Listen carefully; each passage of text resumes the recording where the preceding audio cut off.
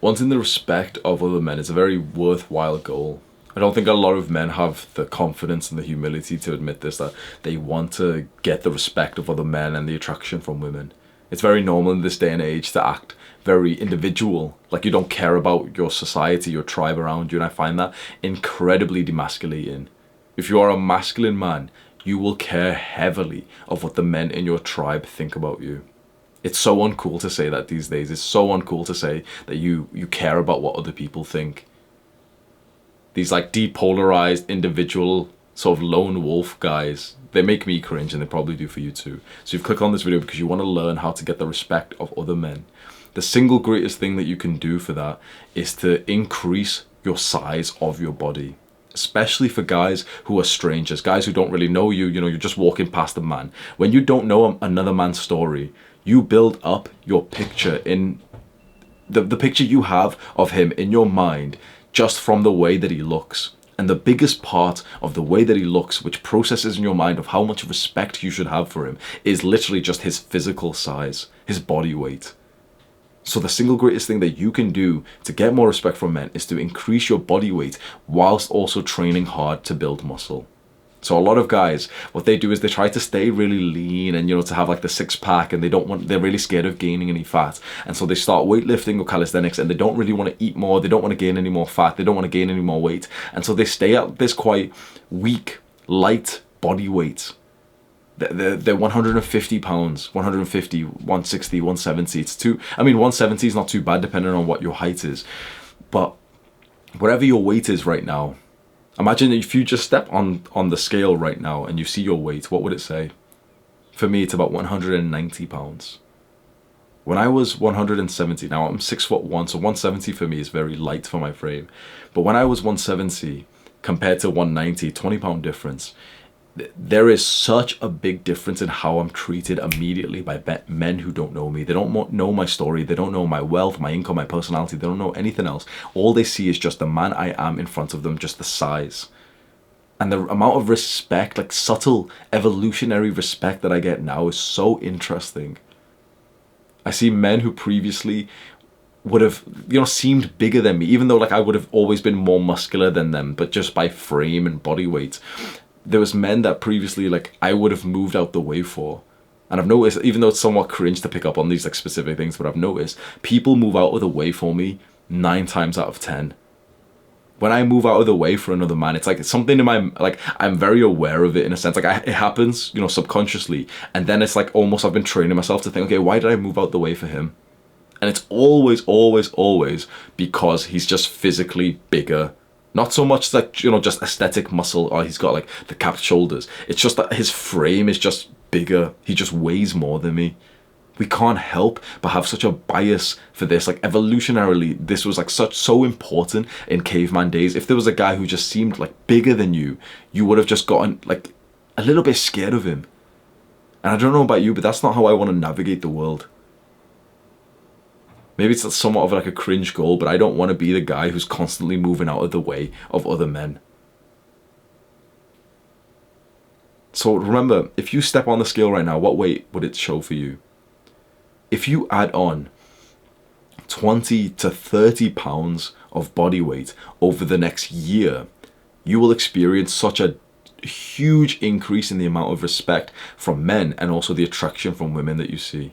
And it's very important, the numbers that I said, 20 to 30 pounds over the next year. You don't want to gain any more than 3-4 pounds a month, absolute max. So this is the process of bulking. Bulking is when you eat more, you eat like a lot of calories and you try your best to make it with healthy food whilst you go and train and you do resistance training to build muscle and you gain weight over time. We want you to be on a lean bulk like forever. Just keep seeing your body weight go up. I'm 6'1" and I stayed at around 170 pounds for so long because I had this obsession, this social media obsession with like being lean and having abs and the jawline. I thought that was like the most important thing because it was getting me likes on Instagram. It was getting me like likes from little shitty girls on Tinder. So I thought that was important. I don't have Instagram anymore. I don't have Tinder anymore. So being detached away from technology, like I have no social media on my phone. I use technology for work and then I just spend my days just like just existing instead of fucking consuming. Now that I'm out of that sort of same rabbit hole matrix. I'm realizing what is important, and it's to feel like a man. I don't need to be like this skinny fuckboy who's getting likes on Instagram and, you know, some external validation. I want to feel like a man. I want to feel strong. I want to feel big. I want to make my ancestors proud of me. And that comes from just being physically big. It's the single greatest thing you could do by far. It's just do a very big bulk over the next year, 2 years. Gain whatever you weigh right now, 20, 30 pounds heavier. You will see such a big difference. I promise you that this is the case now. You may have seen pictures of me. I don't have Instagram or anything anymore, but if you've been following me for a while, you probably saw what I looked like 1 year ago. I was like lean. I had like abs. I had I had a V line. I had like veins through my abs and everything. I was pretty lean. I was doing gymnastics and everything. And now I'm like big bulky. I'm like doing bear mode. I'm 190 pounds. I'm stronger than I've ever been by far. I'm repping for like 8-10 reps what used to be my 1 rep max like a year a year ago. And I feel strong. I feel good. Another way that you can gain the respect of men is simply by looking more masculine. And of course, this is very linked to the physical size, but I'll go through this very briefly because this one's just obvious as fuck. Grow a beard. Anything that symbolizes more masculine traits. Male dimorphism. There's like a scientific term for this. Masculine dimorphism, which essentially just means anything that is inherently a masculine trait. Like, for example, a lower, deeper voice, chest hair, beard, thick hair, even receding hair, even being bald, because that symbolizes high testosterone. There's a reason why if you walk past 2 men on the street and they look exactly the same, but one of them is like shaved bald or one of them's got hair, the shaved bald guy is going to look more like a threat to you. For some reason, you're just going to respect him more just because it somewhat symbolizes, one, higher testosterone, and also the sort of societal, cultural belief of the kind of person a skinhead is. What are some other things that you can do to make men respect you? So those are the things so far. The 2 things I've said is size and just other sort of masculine physical features. These are what will work on someone who doesn't really know you and he's a stranger, like just a man on the street that you've just walked past. But now let's talk about men in your tribe. Let's talk about men who actually know you and know your story. This is where things like success really come in. Because if you're just successful, let's say you're successful in like a career and you're making a good amount of money and you have some level of social status from that, well, then you're going to get respect from men.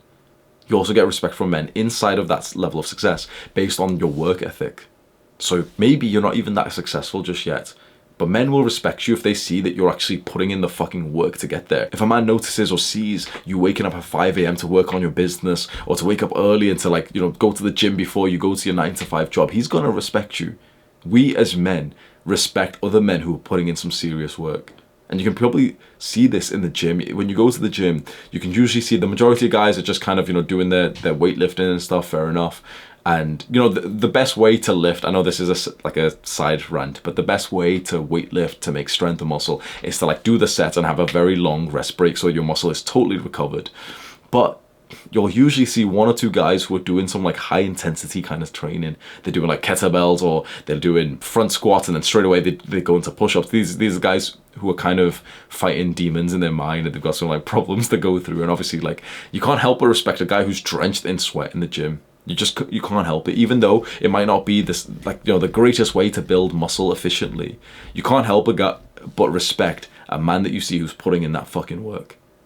So what if you became that guy? Now, I'm not saying to change up your workout routine so that, you know, you're training for more endurance or anything, but be the kind of guy who's putting in such a level of work that other people just can't help but to notice. I can tell you a story of this actually. When I moved back home to my family's home in 2020, it's been 2 years since I moved home. In 2020, I started, you know, the gyms were closed for lockdown, and so I bought a pair of the gymnastic rings. And so I would run outside and I would find like a tree to train on.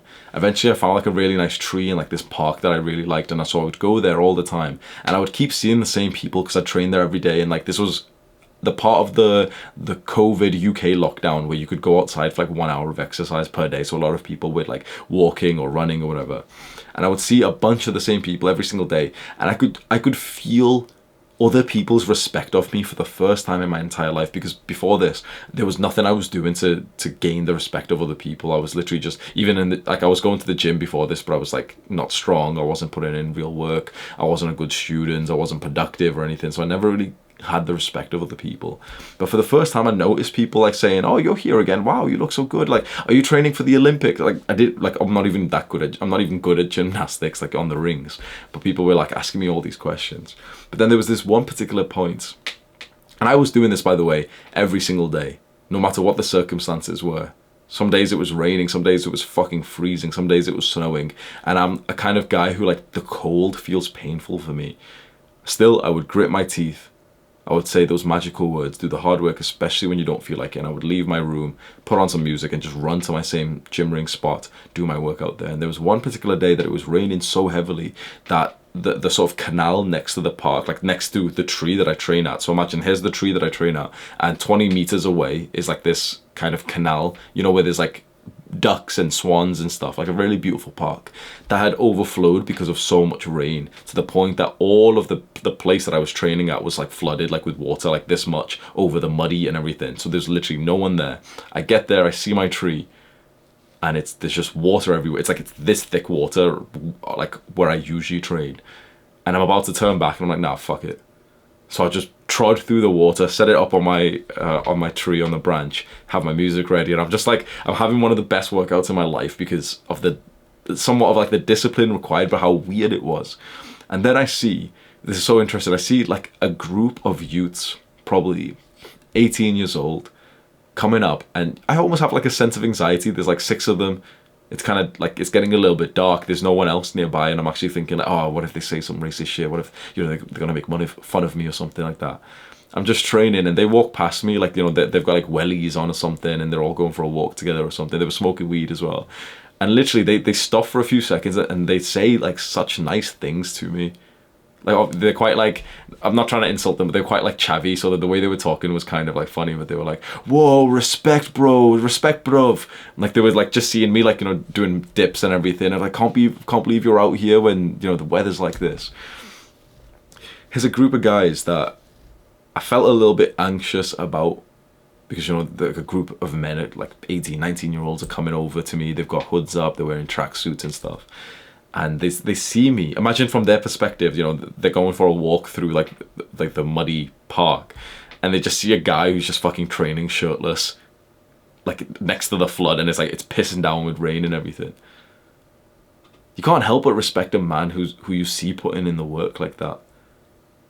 So what you've just pictured from my story, how do you become the hero of that story in your own mind? What can you do where you would be that guy who's just so fucking disciplined that people can't help but to notice and like stop and be like, oh wow, nice, respect for doing this. Being generous and kind is another way to get respect as well. And this is something I've noticed. You know what? This video is just going to be a bunch of stories, actually. I know maybe it sounds like maybe I am boasting, honestly. Like, I think like this is a side rant, but like, you kind of get hated if you describe things that you've done good. You know, if I say something that I've done, like that story, for example, I'm boasting and I'm not humble, which I really don't like. I think as a young man, if you've put in some work to reach a level of success, I think you should tell those stories with pride. I think you should be obviously still have humility, still know you're not at the ultimate point, still know that you still need to be a student, you still need to improve, but you still should be at this point when, if you've done something good about, you know, you've worked hard, you've gotten the respect from someone else, you've done something that you're proud of, that you've accomplished, you should have the confidence to be able to say it without people saying, oh, he's boasting, oh, shut the fuck up, bro. If you've built some muscle, show it off, man. If you've built some muscle, take your shirt off and be proud. Like, look at yourself and be proud. So, side note, but I think being generous and kind gets you the respect of people. And the story that's coming into mind was, I was just in Thailand. And in Thailand, the people who work there, like the locals, they don't make so much money. Even in like some of the nicer cafes, like I was going to like nice cafes and restaurants and I was doing work there. My friend who lived there for a while, Jack, he told me that the people there, they only make the equivalent of like maybe $5 to $10, $15 a day. like a few hundred baht, 500 baht, 700, you know, like the waiters and the food delivery guys, anywhere from like $5 to $20 a day, depending on like which place they're in, which in the UK, we probably make like $50 to $100 a day at least. So obviously there's quite a big difference, and that's based on like sort of average income, and not to sound like a dick, like, I've got to give a disclaimer every time I say something nice about myself, man. I'm gonna stop doing that. I'm gonna stop giving disclaimers now when I'm acknowledging my sort of success. I don't have an average income. I have better than the top 1% of the entire world's income. My income is extremely high, and so what's interesting is that even before my income was extremely high, when I first started making money from YouTube, I noticed that I became instantly more generous. I remember when my income was about 1,000 a month, 2,000 a month, so about average, you know, slightly like on the lower end of average for like young people. It's pretty normal to be making like, you know, 1.5 thousand a month or something. But as soon as I started making money from YouTube, I started just being more generous. I started just like tipping waitresses and like waiters and, you know, just every service staff and everything. I remember this was a very long time ago, but like in 2021, it was like the last time that I went to like a club in the UK. I went out with some like old friends, and usually inside of a club, they have like these guys who's in the toilet, and he's always from like Africa or something, and just quite newly come to the UK, and they're in the toilet, they work in the toilet, and they just kind of like spray people with deodorants and stuff, and you're supposed to give them like a £1 coin or something. So obviously it's a very like undesirable job, because they're working very late nights, 2 a.m, 3 a.m, in the toilets of clubs. And every time previously, I would just kind of walk past them and not want the spray, not want to give them any money or anything, and not, because obviously the exchange of value is like you're paying £1 for the equivalent of like a 5p spray or something. But you know, it's kind of like part of the club culture. It's a little bit of fun. But I remember this one particular night, I was just like, you know, YouTube was starting to like gain some traction, that I ended up like just being so happy, so feeling so generous. I had like a full conversation with this guy, and then I remember coming back and speaking to him like 3 times, and every time like buying things off him, and like he had a card machine as well, so I kept on just saying, oh, you just put £5 on for yourself. He thought I was drunk or something. I literally wasn't even drunk. I wasn't even drinking or anything, but I tipped him £5, £10. In the end, I tipped him maybe like £25 over the night, which is a fair amount of money when I was first like starting to make money, and you know, somewhat abnormal for me. I remember as I started making more and more money, especially when I joined this gym, which has a nice restaurant, so the gym I go to, and I started like tipping there for the first time. And so my friend Nabil came to see me. He's from a different country, he's from Canada, and he just kind of saw that, you know, I was like making money and everything, and we were talking about it, like, oh, YouTube's popping off and stuff. We sat down, I paid for I think I paid for both of our meals, and then also tipped the waitress. And he was like, I could tell he respected me so much. He was like, wow, like I can't wait to be making money and like to have, you know, to have the ability to be generous like that. Like, it's such a good thing that you can do. And so I'm in Thailand, and I'm like, I remember this one specific restaurant that I really like. It's called Sea Sun Cafe in Koh Samui. If you know it, it's like such a, like literally the most beautiful cafe that I've been to in my entire life. Like, it has literally like this sunset view, this open view to the sea outside. It's fucking beautiful. And the waitress there was like being really nice to me and just smiling and everything. And so when I paid for my food, I gave her 500 baht. So you usually tip like 100, 200 for like, you know, food and a coffee or something. You don't even like tip at all in Thailand. I don't think it's like such a big thing, but I gave her 500, and she was wearing a mask, but I literally saw her eyes with this shocked facial, like that, like this shocked facial expression, that when, you know, she took it, she was like, she bowed to me and everything, like thanked me for it. I'm getting my stuff. As I'm about to leave, I literally see her and all of the staff look at me, wave at me, smile, and all of them bowed to me as I left. So I leave, I came back home, and I remember like Sam was outside. So Sam is like my best friend. He's like my video editor as well. And so we lived in the same villa in Thailand. I came back up, and you know, he was sat outside doing work, and I just told him about the story, and like it kind of just hit me. And like Sam said this as well, like he said he's surprised that it took me this long, and I looked at him almost in fucking tears, you know. It just suddenly something clicked, and I was like, I'm actually a nice person.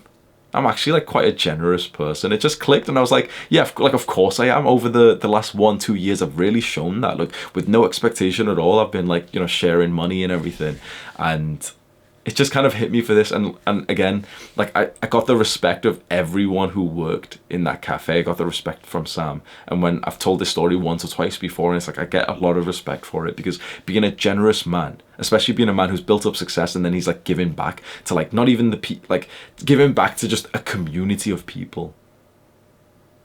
And in fact, you know what, that linking to the previous point of being generous and being kind and giving back, it's how I've actually gotten the respect of my father. Because for all my life, without really meaning to, I've just been kind of selfish. I've just, been self-orientated. I've just done my own, like played my own video games and everything. Never really thought about the family, never thought about like the work that my father's put in to provide for us. And then reaching this level of success, even a year and a half ago, reaching like a good level of success, making money. One of the first things I did was like hire my family. So when you have like a limited company, you can hire anyone you want. You can hire your family and you can like pay them a salary. So my sister is my personal assistant. She does a very, very good job. And so altogether, it's like I give my family thousands of pounds.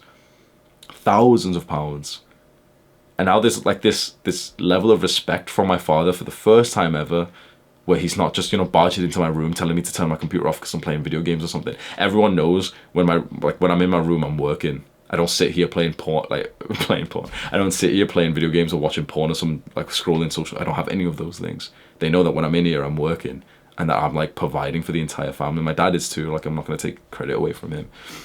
But it's like, I know my father can't help but respect me now. For the first time in my life, I have my father's respect. I did weightlifting for 5 years straight, and I built up like a decent physique. Didn't feel like I ever had his respect. I went to university and graduated, but I didn't graduate with like a good degree or anything. Didn't really get his respect. Worked a couple of jobs, didn't really get his respect. But the moment, and even, started to like get some level of clout and success, didn't really feel that much straight away. It was especially when I started to provide. It was when I started to take more of like a leadership role and responsibility to think, yeah, like I'm making so much money, of course I can give back to my family. And so I see it in my brother, I see it in my entire family. Like they can't help but to see me as a man now. An interesting one that's just come to mind, a way to gain the respect of other men. This is quite vain, but it is absolutely the truth, is have a beautiful girl by your side who's totally into you.